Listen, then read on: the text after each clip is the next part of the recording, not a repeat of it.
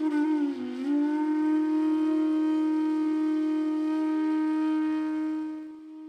ભોગની સેવા બિરાજતી હોય તો મનોરથમાં કઈ સામગ્રી બનાવવી જોઈએ? એટલે સૌથી પહેલા તો આ પ્રશ્નના ઉત્તરમાં એમ કહી શકાય કે પુષ્ટાવેલા નથી એટલે પુષ્ટિ માર્ગના આ બધા નિયમો એમને એવા લાગુ નથી પડતા. પણ છતાં એક ભક્ત તરીકેનો વિવેક સેવામાં, કારણ કે પુષ્ટાવેલા નથી પણ પોતે પુષ્ટિ જીવ છે અને પુષ્ટિ ભાવથી સેવા કરે છે અને એટલા માટે મહાપ્રભુજીની મર્યાદામાં રહી એમની આજ્ઞામાં રહીને સેવા કરવા માંગે છે અને એટલા માટે જ એમની અંદર આ પ્રશ્ન જાગૃત થયો છે. ઘણી વાર પ્રભુ પુષ્ટાવેલા ન હોય પણ જીવ પુષ્ટિ હોય. ઘણીવાર વિપરીત સંજોગોને કારણે એ સેવામાં એટલી અનુકૂળતા ન હોવાને કારણે પુષ્ટાવ્ય નથી શકતા, કારણ કે પ્રતિકૂળતા ચારે તરફ હોય છે. પણ પુષ્ટિ જીવ હોવાને કારણે એને હૃદય એમ થાય કે હું પ્રભુ માટે શું અધિક કરું, કારણ કે સકડીની આજ્ઞા લેવાની અનુકૂળતા ન હોય ને મિશ્રીની આજ્ઞા લીધી હોય પણ સતત પુષ્ટિમાર્ગી વૈષ્ણવના હૃદયમાં ભાવના રહે કે અધિક પ્રભુને શું લાલ લડાવી. એટલે એમનો પ્રશ્ન થયો છે કે મિશ્રી ભોગની આજ્ઞામાં શું અધિક કરી શકાય. તો સૌથી પહેલા ફીકું ને તો બધું સખડીમાં આવતું હોય એટલે મિશ્રી ભોગના ક્રમમાં આવતું નથી. પણ જ્યારે વિશેષ ક્રમ જેમ અંકુટ આદિનો ભાવ કરવો હોય, અંકુટ ભોગ તો આખું સખડીનો પ્રકાર છે પણ એને ખાલી ભાવ કરવો હોય તો મિશ્રી માંથી જેની ચાસણી બનાવી અને ખાંડમાંથી ચાસણી બનાવી એના જુદા જુદા પ્રકારના ખીલોના એનો તમે કૂટ જેવો ભાવ કરો, એના તમે કટોરી બનાવીને એમાં શાકનો ભાવ કરીને જુદા જુદા રંગ પધરાવી એમાં અને જુદી જુદી સામગ્રીનો મિશ્રીનો એ અંકુટનો ભાવ કરી જુદી જુદી સામગ્રીના આકાર કરી હોય મિશ્રી પણ જુદા જુદા આકાર કરીને એ પ્રકારની તમે સામગ્રી અંગીકાર કરીને એવી ભાવના કરી શકો છો. ઘણીવાર વૈષ્ણવ દૂધઘરની આજ્ઞા હોય તો દૂધઘરમાં જ આવા જુદા જુદા સકડી પ્રકારની વસ્તુઓનો આકાર કરી, ઘણીવાર એ લોકો ફલાર દૂધઘરની આજ્ઞા હોય ફલારની બી આજ્ઞા હોય તો ઘણીવાર મોરૈયાનો કૂટ કરે અને એવી જે ફલારની જે સામગ્રી હોય એના વિવિધ પ્રકારની સામગ્રી બનાવીને ભોગ ધરતા હોય છે. તો એવો ક્રમ કરતા હોય તો મિશ્રી ભોગમાં આવા જુદા જુદા આકાર ચાસણીમાંથી કરી જુદા જુદા રંગ પધરાવી અને તમે વિશેષ ભોગનો ક્રમ કરી શકો છો. અને એવું ખાંડ ધરવું મિશ્રીની જગ્યાએ ઘણીવાર યોગ્ય નથી હોતું તો ખાંડની ચાસણી કરી અને તમે એમાંથી થોડો એનો પેંડા જેવો આકાર કરો કે બીજો કોઈ આકાર કરો અને એ રીતે ભોગ ધરો તો પ્રભુને વધારે સુવાય. જેમ આપણે મિશ્રી તો ખાલી મોઢા મૂકી પણ ખાંડ પાકતા ન હોઈએ એમને, એટલે એ ફરક થઈ જાય. એટલે મિશ્રી ભોગની આજ્ઞા છે એટલે એ ધરવું એને કારણે બધું મિશ્રિત ધરવી તો એને કારણે ખાંડ ધરવી એ થોડુંક અવિવેક જેવું, એટલે વિવેકપૂર્ણ ન લાગે સેવા. એટલા માટે એના કરતા ઉત્તમ છે એ જ ખાંડની ચાસણી કરી અને એમાંથી જો તમે કંઈક વિશેષ કરી શકતા હો તો જરૂર આજ્ઞા લો. એમાં મિશ્રી ભોગની આજ્ઞામાં સૂકો મેવો લીલો મેવો એની આજ્ઞા હોય તો મિશ્રીની જગ્યાએ તમે લીલો મેવો અને સૂકો મેવો બદલાવી શકો છો. તો એ પ્રભુને વધારે રૂચે. આપણે ત્યાં આજ્ઞાનો હઠાગ્રહ રાખી અને પછી બધું મિશ્રિત કરવું એ ક્યાંક પ્રભુને પણ સુકાર્થ ન હોય. તો એના કરતા લીલો મેવો અને સૂકો મેવાનો સાથે ઉપયોગ કરી અને એની વિવિધ પ્રકારની ચાસણીમાં મેળવીને જો સામગ્રી કરી શકતા હોઈએ તો એવું ઠાકોરજીને દર્શો તો પ્રભુને વધારે રૂચશે.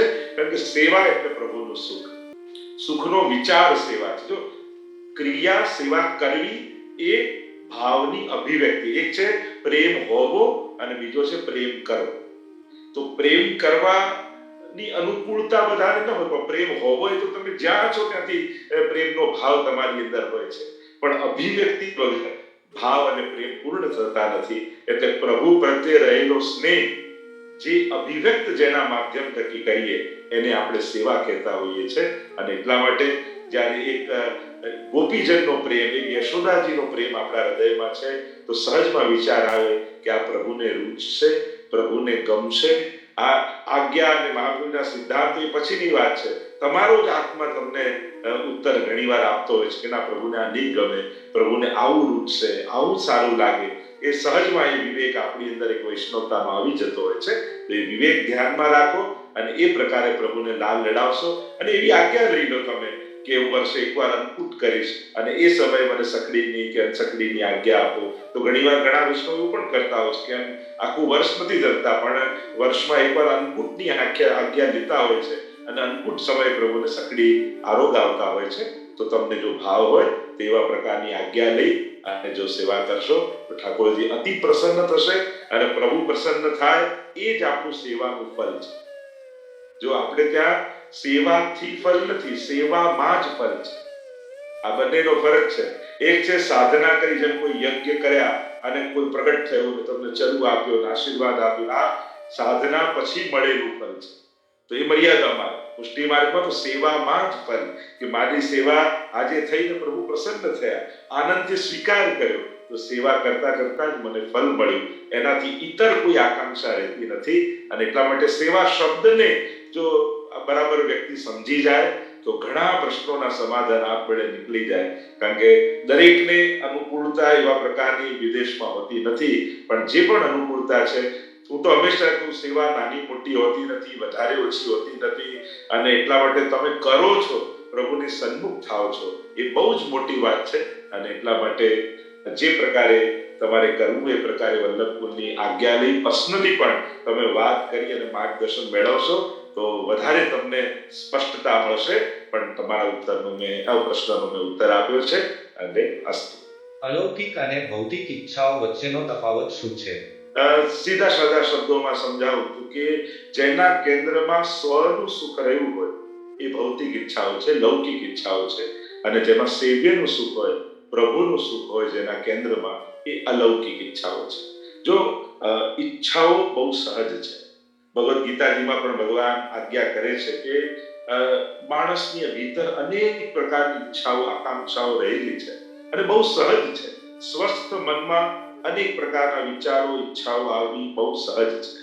પણ આપણે એક સ્વાભાવિક મનુષ્ય અને બીજો એક ઉત્તમ મનુષ્ય, જેને આપણે વૈષ્ણવ કહીએ છીએ. હું તો હંમેશા કહું કે વૈષ્ણવતા એ કેવલ કોઈ કંઠી પહેરી લેવાની વાત નથી. વૈષ્ણવતા એ જ્યારે માનવતાની સર્વોચ્ચ અવસ્થા, એને હું વૈષ્ણવતા કહેતો હોઉં છું. અને એક વસ્તુ યાદ રાખો, લૌકિક ઈચ્છામાં જેટલું ધાર્યું તમારું છે એટલું જ તમને મળશે. અને અલૌકિક મનોરથોમાં, અલૌકિક કામનાઓમાં પ્રભુએ જે તમારા માટે વિચાર્યું છે એ તમને મળશે.